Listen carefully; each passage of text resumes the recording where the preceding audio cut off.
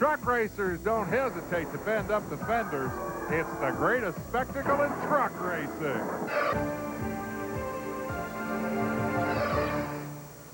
Come on, race fans. We say we go to the desert for the Napa Tucson 200, the Craftsman Truck Series from Tucson Raceway Park in Tucson, Arizona. And we got the kind of weather that would make you want to move to the desert. Beautiful blue skies, temperature in the low 70s, good stiff breeze blowing in out of the west.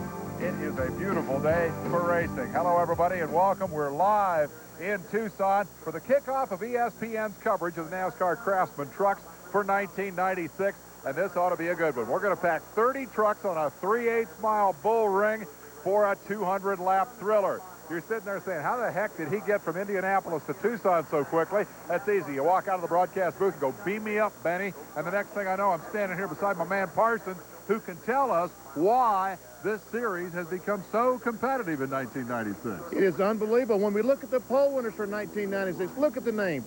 Bodine, Skinner, Bickle, Toby Butler, and today, Brian Refner. Now let's take a look at the winners in 1996. Resendiz, Sprague, Hornaday, Mike Bliss. You know something about those 9 names? None of them match.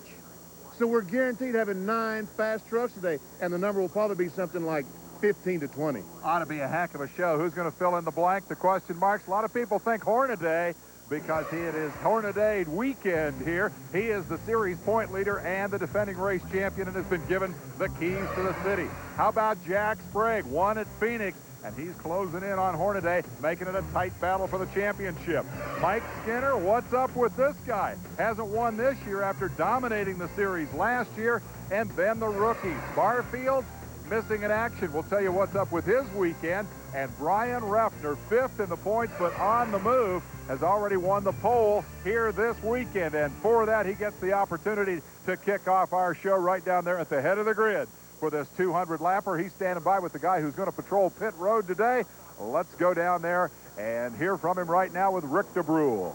Well, Dave, just yesterday we were talking with Brian Refner, and he was talking about how happy he was just to be leading the rookie points in this series. And today, suddenly, he's leading the whole pack into turn 1. Brian, we've got to ask you real quickly, are you surprised to be doing it? Well, yeah, yes and no. Real surprised at this track. It's another new track for me, never been here. And our practice really wasn't that great. I mean, we were competitive up in the top 5, but nothing real strong. And, you know, we put our heads together and come out with a good qualifying setup, and here we are on the pole. Qualifying first is one thing. Having the race set up is another. Can you continue that throughout the whole race? Well, that's for sure. We're here to put this 1-800-collect board right up front all day. So, you know, we're just going to play it cool and make sure we stay out of trouble. It's a long race, and we need to be there at the end. We're here for points, and that's what we're going to do. Real briefly, Benny just talked about the curse up there. Pole winners never win. Ain't that something? I'm here to break Benny's little statistics so he can have something new to talk about. All right, Brian Refner on the pole. Now, one other thing we're talking about, equality in this series. You got a Ford on the pole. You got a Dodge sitting over there in the 2nd qualifying position, and back in the 3rd qualifying position, that's a Chevy, but don't expect him to wait back there. That's Ron Hornaday. He's ready to move up. In fact, he practiced faster than he qualified. We'll be back with the grid in the Napa Tucson 200 right after this.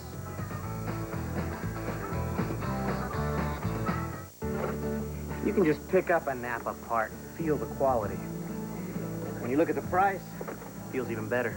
Pick up your share of quality products at Napa's Red, White, and Blue sale. With Autolite resistor spark plugs only 69 cents after rebate. An Evercraft 25-piece toolkit just $15.99. And STP products free after bonus rebates. So come, save some green at Napa's Red, White, and Blue sale. America running. Goodyear AquaTread revolutionized wet traction design. Now Goodyear... McDowell from Tucson, as he welcomes and says those most famous words in motorsports. Good afternoon, everybody. On behalf of all the Napa Auto Parts stores across the country, all the Napa Auto Parts customers, and the great NASCAR fans, gentlemen, start your engines!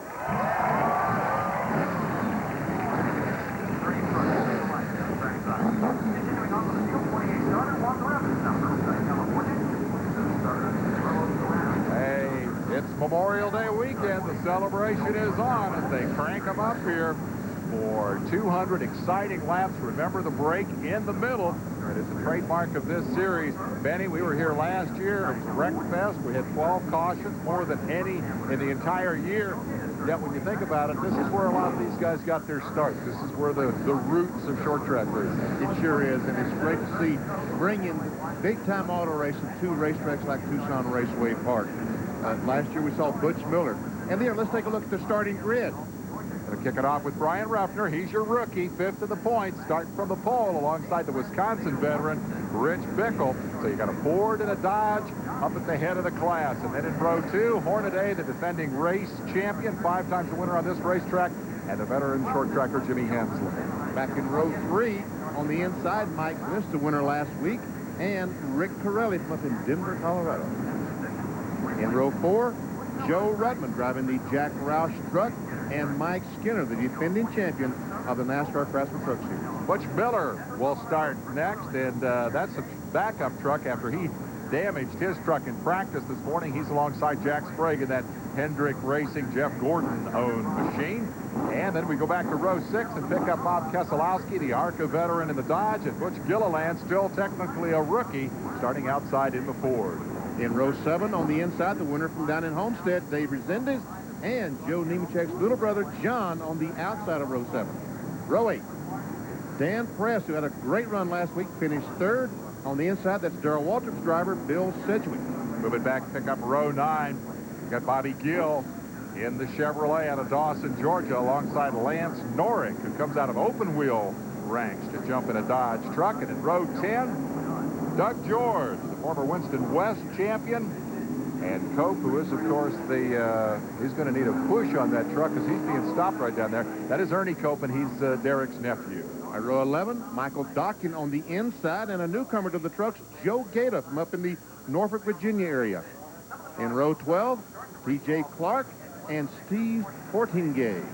Total of 30 trucks to start. Row 13 has the coach, Jerry Glanville, and alongside Kenny Allen out of Shelby, North Carolina, in a Chevrolet.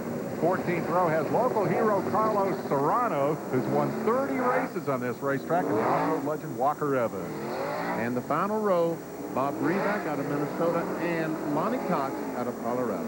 Field will be paced here down to the fall of the green flag as we prepare to kick off ESPN's 8-race coverage of this series. And I got to tell you, Parsons, after watching 3 weeks of practice and qualifying, I'm ready to see a real race, and we're going to have one here on a 3/8 mile oval, 200 laps. Again, Ruffner, the pole sitter. The pit stop will come after 100 laps, and the purse, well, there you got better than $250,000 on the line here today. Little short straightaways and parabolic corners. 6-degree bank on the bottom, 9 degrees in the middle, and 12 degrees if you run her up high. And where's the fast line around? It's on the top of the 12 degrees. But folks, you're going to love these corners with the different banking. This is Ruffner, and what a year he has had. Came out of the ASA Series last year. Second guy in history to back up the Rookie of the Year title with the Series championship. Quick trivia test. Who was the other guy who did that? Johnny Benson. Mark Martin. Or was it Mark Martin? So here we go. Let's check out the onboard cameras today, as this will be the view from Mike Bliss's truck. Bliss is on quite a roll. He won the last truck race, and if you were tuned in for Thunder last weekend, you saw the amazing finish of that Silver Crown race. I got a feeling that the director will figure out a way to sneak in that finish before this day is out and show you what Bliss has been up to lately. Mike Bliss coming from the inside of row 3 ought to give us a heck of a look at the start as Chris Morgan gets ready to drop the green. Today you're going to get your wish because in just about 5 seconds we are going to be racing. Ladies and gentlemen, kickoff for the Memorial Day weekend. Big move up the inside for Hornaday, goes straight to the bottom. The rookie Ruffner got the bad start, and it's Bickle who grabs the quick lead.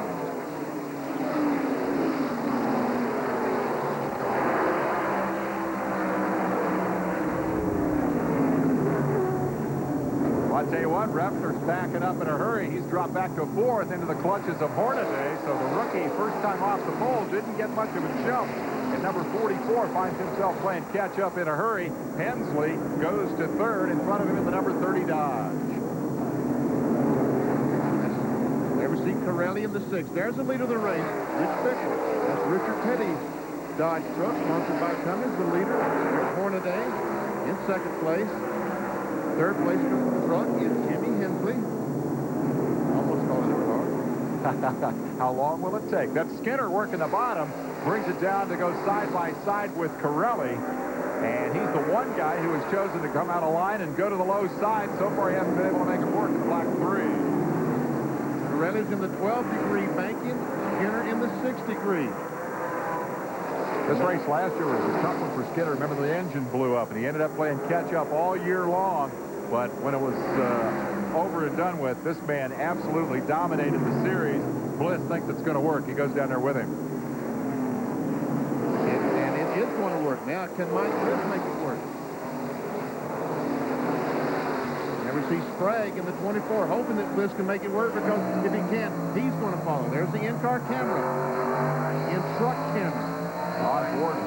On board with Bliss there as he tries to follow Skinner's lead, work his way around the guy they call the High Plains Drifter. But here comes Sprague. He's decided to go with Corelli. He's on the outside of Bliss. Sprague got real sideways, gives Corelli a tap and makes the dive to the bottom. Nice short track. Some contact. There we see Butch Gilliland. That was he in the 14 truck, the red one, that pulled up on the inside. Now Sprague is going to try to get on the inside of Bliss. Sprague's truck's working great. He got a reel out of shape a couple of laps before we went to that onboard shot, but he drives by Bliss with authority, and Sprague moves up to 6th spot. Second, 7th spot. There we see Gilliland trying to go by Corelli. There's Joe Ruttman in the white number 80. That truck is owned by Jack Routh. Ruttman was a second-ranked driver, of course, in this series last year in the truck that's now driven by Refner, the rookie. Leader from the get-go here has been Rich Bickle, who has adapted to this truck situation pretty well. He seems pretty happy to be leading truck races and winning poles in 1996. We'll take a break and come back with more. Here's your top 10 after 10 of 200 in Tucson. Tucson, where Bickle continues to lead the show, but we got a war going on back here at the tail end of the top 20. 75 is Gill, 7 is Resendez. They've been beating on each other every lap in a crowd that also includes Dockin, and who else is in the middle of that? Is that Nemechek, I think, that I got a glimpse of there? It is a real, that's Ernie Cope, rather, and they're just clobbering each other, Benny. They have been swapping sheet metal and paint down in each corner. There we see Portingame, the 83 truck on the back of this. There's the coach, Jerry Glanville, in the 81 truck. Part of the reason for all that hurry, of course, is that the leaders are coming. Out front, Bickle is pulled away a little bit from Hornaday, who sits in second spot. These guys definitely don't want to go a lap down. Doesn't look like anybody in that group's got the stuff to get away. No, they don't. Mike's truck, number 38, is Ernie Cope, that's leading this pack. There's Bobby Gill in the 75, Bobby out of Dolphin, Georgia. And there is the leader. So we can see just about one straightaway between our leader, Rich Bickle, and the group we were just watching. I tell you what, Bickle really looks at home in this truck. He's chased around the short track wars for a lot of years, had several cracks at the big leagues, but he seems real comfortable in this new situation in that 43. And once again, we see Resendez, the 7 QVC truck, on the inside trying to get by Gill. Third place, very much an issue at the moment. Skinner being challenged by Refner as they go side by side. We take a look at a rundown. Look for your favorite driver. Be easy on your tires, Mike. Look, you can see that scoreboard. We got 70 laps to go. Be easy now. Will Lynn, the team manager, telling the driver, Mike Skinner, you got 70 laps to go.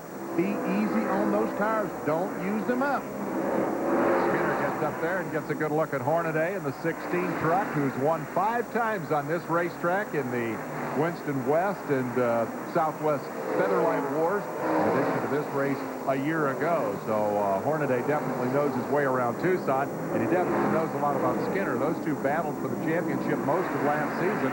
Hornaday slipped to 3rd at the end of the year. He's got Skinner to deal with. Mike doesn't seem too worried about those tires to me. No, he sure does. He must think that he's really taking it easy on the tires. The truck must be working so well that he feels like he isn't punishing the tires. Will had a distinct tone of authority in that voice. Look at that scoreboard, boy. There's 70 laps up there. Don't be wearing out those tires.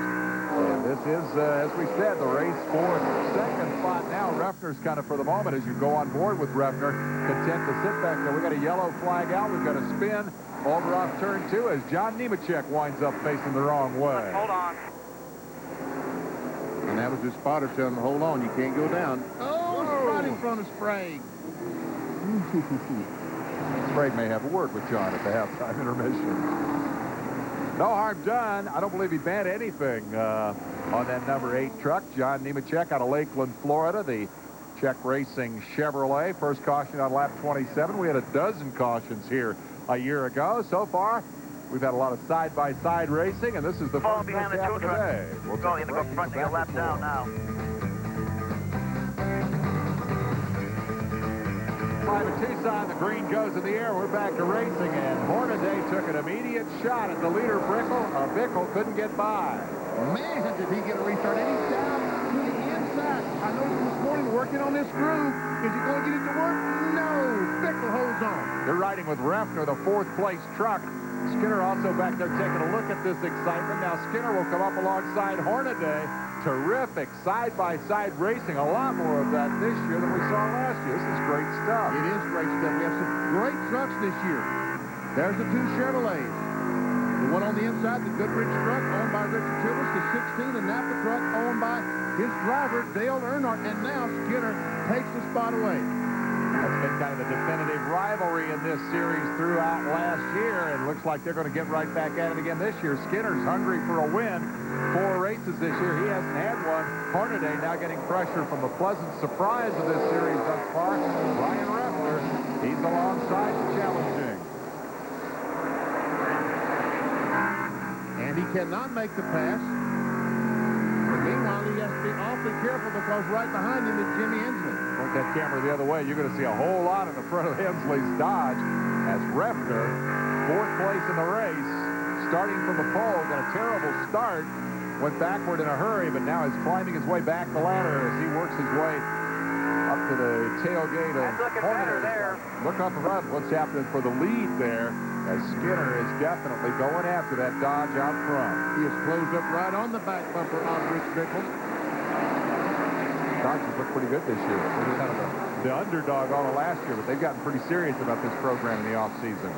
There's that 20 truck on the inside is the Dodge of Walker Evans, who ran the circuit last year. Dan Press, the 53 on the outside, and there's the diehard truck of Bill Sedgwick in 17. Currently working in 10th spot, so this is your 8th, 9th, 10th, 11th place trucks. Here's Skinner to the bottom, trying to work his way around. Ooh, he got a fender into him. Little contact back on the tailgate of the 43 truck. Bickle says no problem, steers right on out of it, keeps his foot down. Skinner started 8th, went to the front in a hurry. When Refner started backwards, Skinner went forward. And as you can see, whatever he may be abusing, the tires here is paying off in terms of track position. He knows enough not to wear them out. Yes, he does. He's been driving these trucks for this is the 2nd year of the series. He's been here since they started. Came out of Northern California, Skinner did. Won a bunch of track championships and 66 features.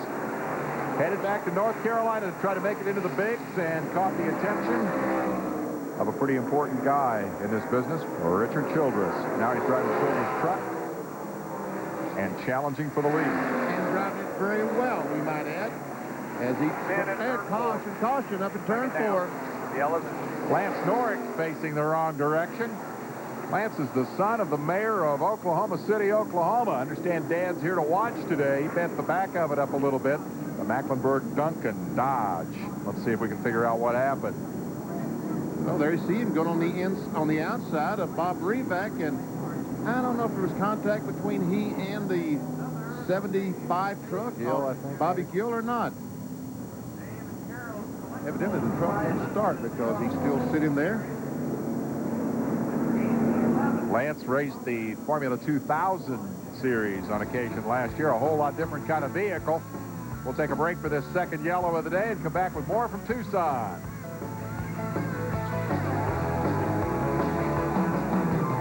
Hornaday rules. rules on ESPN. They gave the guy what they call the copper letter, the equivalent of the key to the city. There's your starting field up in Brooklyn, Michigan. And, that fan obviously is a whole lot more interested in Hornaday than he is in Jimmy Vassar. The guy came here for so many years to race the Southwest Tour and the Winston West. He developed a huge following before the trucks ever came here. Now he gets the payoff as he's come from third starting spot here. Hornaday definitely hoping to duplicate what he did last year, but he's still sitting in third. And there we see the Dodge leading, 2 Chevrolets, a Dodge in fourth, and Brian Rippon, the first Ford truck, back in the 5th spot. Ford folks are pretty excited about this Refner kid, too, aren't they? And rightly so. And rightly so, because he has been doing a terrific job. As we can see, the trucks are piled up 2 abreast for a restart. Lappers go to the bottom. Long single file line of cars on the lead lap take the green flag, and Bickle, as he's done from the get-go, takes the lead here as we start lap 47. Remember, at 101, they'll throw a yellow, stop, service the trucks. Pay $1,000 for the Gatorade halfway leader. Skinner's got an Ocean on the bottom. Skinner is trying, but he could not make it. He falls back behind him. Look at Hornaday trying to get that bottom groove worked out. Well, I tell you what, if he can run down there, he will walk away with this race. But of course, we can see that he can't make it down there. We saw Miller do it pretty well last year at this event, but Butch has struggled here after crashing his truck in the waning laps of practice. Went out and qualified 9th, the very first lap on the backup. The battle as Corelli goes down to the inside of the 24 of Jack Sprague. And thank goodness Corelli knew that Mike Bliss was on the outside. There we see Bliss comes off the corner and right up against the outside. And look at Dan Press in the 53 truck. He's going somewhere down there now. I'm telling you, look at him go. Well, Dan's getting this deal figured out after third up at his home neck of the woods last week. He says, I don't care who you are, Jack Sprague. I'm just going to blow right on by you. I'm headed for the front. How about that? How impressive was that? Press has got a lot of miles on these little short tracks, and he put that experience to good use right there. Greg racing back to the back. This will be Doug George. He's another strong West Coast runner out of the Winston West ranks. Trying to get on the inside of Sedgwick. That's George in the yellow and green truck. Uh-oh, here we go once again. Skinner just cannot quite make it. But he's going to spin out here in 1 and 2. Caution should be out when you get there. Oh, we've got 2 cars, 2 trucks. Lance Norick ends up turning around for the second time. Keselowski also got involved in that. That time Norick backed her into the wall pretty hard. Unless that was contact with another truck. Norick, number 19 out of Oklahoma City, will bring out our third caution flag of the day. And Keselowski also involved. He's got rather badly bent up right side. The caution coming on lap 54 of 200. It looks like that, looking at the damage on Keselowski's car and the damage on Norick's truck, that Norick backed his truck into the side of Keselowski's. A difficult maneuver in the best of circumstances. This time he's going to take it back behind the wall for some additional work from the crew, see if they can bend it back straight enough to put it back on the racetrack. From the get-go, we have seen number 43, Rich Bickle, lead the way. Now you're on board with the guy who started from the pole, Brian Refner, sitting in 4th spot. Maybe the most remarkable feature of the Truck Series this year, the outstanding performances of the candidates for the Cintas Rookie of the Year Award. Let's meet them. Let's start with Brian Refner, currently 5th in the Truck Series. He's the reigning ASA champion, 2 wins and the title in his 2nd year of competition. Refner replacing Joe Ruttman in the Ernie Irvin and Mark Simo-owned Ford. Scored his best finish at Phoenix this year. He ran 4th. Doug George is currently 11th in the points, hails from the NASCAR Winston West Series. What a year last year, 6 wins in the championship. His best truck finish this year, 10th at the season opener in Homestead. Now the 2-time All-Pro Series runner-up Bobby Gill, 17th in the points. In addition to the All-Pro Series, Gill has competed in ASA and also appeared on ESPN2's Winter Heat in Winston West competition here at Tucson. And Butch Gilliland, still considered a rookie, only started 5 truck races last year, scored his first Winston West victory last season in the final race of the year at Saugus Speedway, and backed it up with a win last week at Madera. Take a look at the Cintas Rookie of the Year point standings. Refner heading the class. The winner gets $7,500 at the end of the season. Almost going out there and racing for him. And, you know, we saw Ron Barfield second in the rookie standings. We saw him earlier fourth in the truck series. And Ron Barfield, his truck is owned by Bill Elliott and Charles Hardy and back in Georgia. They also have a NASCAR Busch Grand National car. They decided that they wanted Barfield to go to Charlotte this weekend and drive the Busch Series car. And guess what? Barfield did not qualify for the Charlotte race, was unable to race. So, Ron, you should have been here in Tucson with us. I don't reckon anybody's second-guessing that decision. Hey, that's the way it goes. He was fourth in the points. They'll lose a lot of that now as we get ready to go back to a green flag here. Flag is in the air as Chris Morgan sends him off into turn one, and Bickle tries to hold on to the lead he's had all day against the advance of Skinner, who just keeps beating on him here. Lap 58. Skinner wants to get around it. He's trying his hardest to get around. He's on the inside once again. Dives out on the inside. This may be it. Now Bickle's holding his own up top. A little more banking. The higher you go up this racetrack. Hornaday going to try to fox him on the bottom. Look down. Here they are, three abreast as they come off the corner, and still Skinner can't make it. This is wild stuff. This is short track racing at its best. This is why the folks turn out every Saturday night and Sunday afternoon at the Bull Rings of America to watch them. They're behind the 43. Well, then, so just fall in behind the 43. Hornaday sure liking that bottom. He was, and right now he's got Hensley on the outside of Hornaday. He might have tried that, and Hensley's going to try it on the inside. Hensley's been sitting back there watching this now for several laps and says, I think I can do something with Hornaday. He comes up the inside as Skinner continues to work on the leader. Here comes the battle for third. As Skinner continues to chase. Let's talk about this bad season so far. Still looking for that first win. We're still doing pretty good. We're not, like I said, we're not too scared yet. You know, we're doing real good with the point situation. We want top 5 finishes. I think Butch Miller proved last year that you can third to 5th place into death. You know, he took the point lead halfway through the season and never won a race at that point. So, you know, we'll take these top 5s. We'd like to win every race, but unfortunately, we're not going to do that. Mike Skinner is not the kind of guy who's going to 3rd to 5th place you to death. He's the guy who goes and wins races. He's won 8 in the series. And he is trying his best. You can see how much he leads. Caution is not out. A lot of smoke, but the caution is not out. I don't believe, as number 24, Jack Sprague, spun the Hendrick Racing, co-owned by Jeff Gordon, number 24, the Quaker State truck, but kept right on trucking, and we have no yellow. We can see some heavy damage on the left rear part of the bed on that truck. He might have clipped the wall as he was twirling the thing around. We may be able to get another look at this.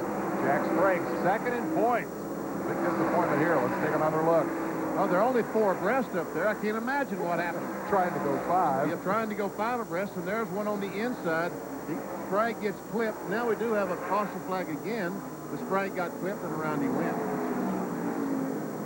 Got one stop down there inside turn 1. That was a bad break for Sprague. He just got caught up in the middle of a traffic jam as they were trying to work their way through the war zone down there. Lonnie Cox has come to a stop, the rookie out of Elbert, Colorado.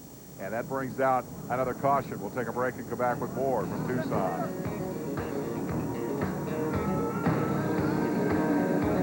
Ahead of Kenny Irwin is Johnny Parsons. Let's see what Irwin does here on the last lap. If he's going to be content to just stay where he is. Oh, a car turning it all sideways or got something happen up there. He slowed way down, and look at this. Bliss is on the outside of it. He's got a chance to win this race. He's going to make a race out of it. They come down to the line. Oh, my gosh, they went through there side by side. I think Bliss won. Just when you thought it was going to be an easy 3-4 laps for Kenny Irwin, he encounters traffic, and Mike Bliss comes away the winner. Somebody tell Mike Bliss these things don't have fenders. You can't do that stuff. I don't know that I've ever seen a more exciting finish on Thunder. That was unbelievable. Man. There's a lesson in that. Never quit digging. He just kept digging, and leader was caught in traffic, and zoom. Did you see him turn that car dead left coming off turn 4?